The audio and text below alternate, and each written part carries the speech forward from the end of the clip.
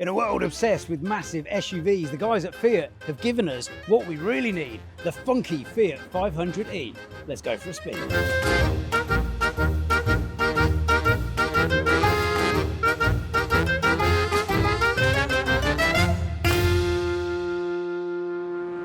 Now the car over my left shoulder is a petrol version, but it's a cult classic, so Fiat have said, hold my macchiato, we're going to take this car into the brave new era of electrification. And they've brought out the Fiat 500e.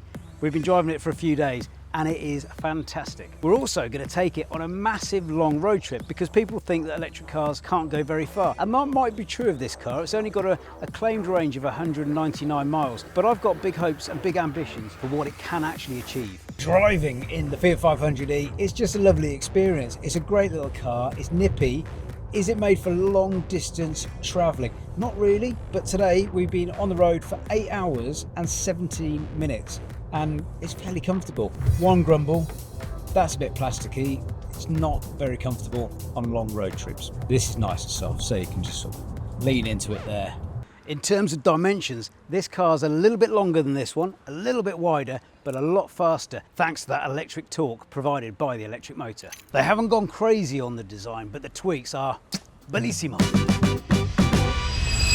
We just stopped to get a coffee, get some charge, and it's a good chance to show you the front of this car. I'm a big fan. I think it looks a bit like Darth Vader's helmet in some ways. So if Darth Vader was going to have a little courtesy run around, I think this could be the one. Love the headlights. They kind of look like they're winking at you. From the side, looks brilliant. It looks funky. It is the funky Fiat 500e. Actually, while we're here, let's just talk about the back of the car. It's cute. You've even got a little E headlight there, reverse E on that background, little blue bit signifying the green, and obviously it's green, which means you can drive in ultra low emission zones. Currently on about 80%, so we're good to go. We've been here about 20 minutes. Time for coffee, time for a quick camera walk around, and the car's good to go. The model we're driving is the La Prima Fiat 500e.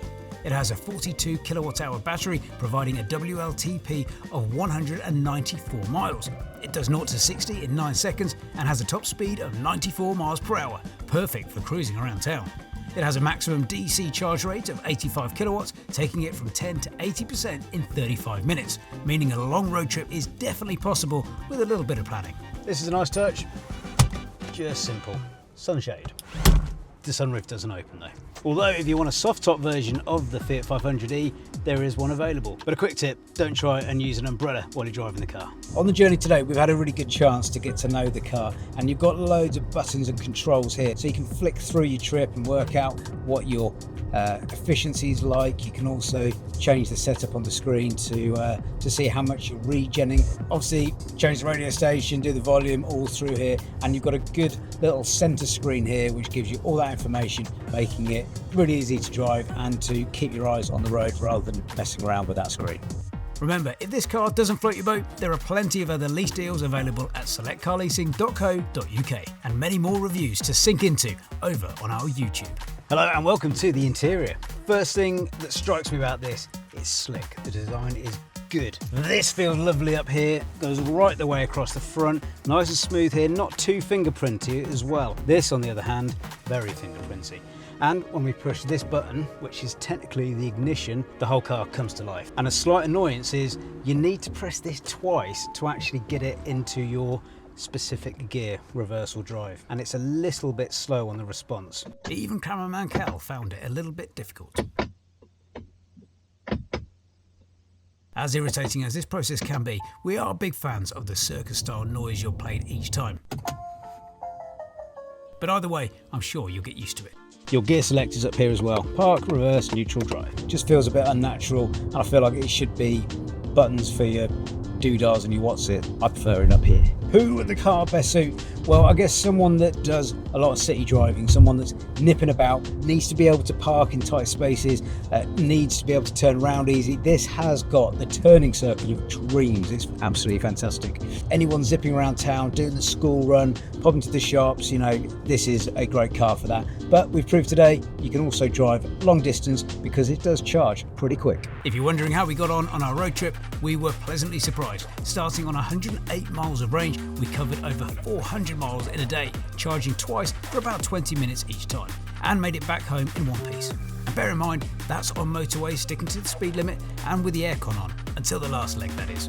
If you want to see that vid, follow @The Sustainable Dad and @Select Car Leasing on Insta and YouTube. You've got some nice little cubby holes, things like your keys. Got this little electric button here to open the door.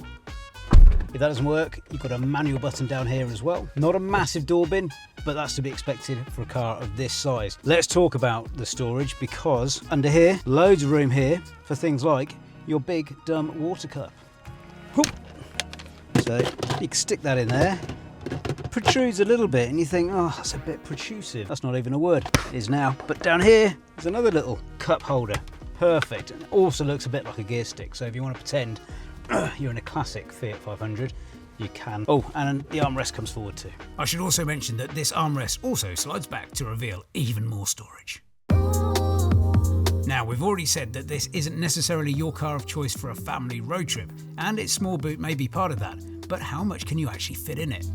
The boot clocks in at 185 litres with the seats up and 550 litres with the seats down. Enough room for your father-in-law, which of course is essential. Cheers, Pirate Pete. So with the seats up, enough room for a large suitcase and a couple of other small bags, and a football. But of course, with only a driver and a passenger, you can cram in an awful lot with the back seats down. But does it pass the golf club test? No, of course it doesn't. But you only have to lose one seat to make it work. Just here, you've got a lovely little cubby hole for your phone, and it charges wirelessly. You've also got a charging port here, and here, and here. Oh, and a 12 volt. You've also got your E-mode select, which again is not very responsive, and it's a little bit difficult getting it into normal, range, or Sherpa mode. You really have to push it hard to get it in there. Physical knobs and buttons, plenty of them, which is great. Although one problem I've found is when I'm driving along and I try and put the demisters on, it turns the radio off. Has anyone else found that with this car? Just me. One thing that this car does, which is a lovely little feature, is if you put in your destination and you haven't got enough range in the battery to get to that destination, it will suggest places where you can stop and charge. Stop beeping at me. Beep, beep, beep. You're driving in the middle of the road. Oh, car friend! While it does give you advice on where to stop and charge if you need to charge to get to your destination, which can be very useful, sometimes it's a little bit conservative and you can probably go a lot further. I think it tends to warn you when you're down to 20%, which for this car is still 40 miles, which is loads. And there are so many places to charge in the UK now that, you know, every 5, 10, 50 miles there seems to be a fast charger. So whoever's putting in all that charging infrastructure, thank you and well done, and keep going because we still need more.